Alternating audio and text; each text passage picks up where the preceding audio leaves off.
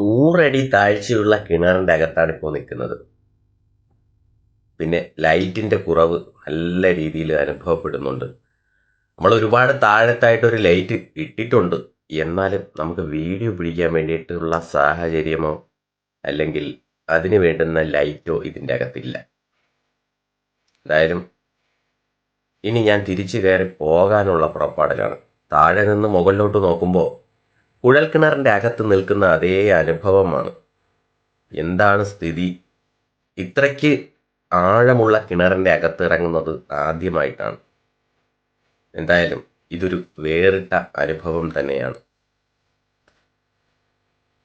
താഴെ ചെന്ന് നോക്കിക്കഴിഞ്ഞാൽ പടവുകളോ തൊടിയോ ഒന്നുമില്ലാതെ വെട്ടിയിരിക്കുന്നതിനാൽ കറക്റ്റ് ഒരു കുഴൽക്കിണർ തന്നെയാണ് നമുക്ക് അനുഭവപ്പെടുക.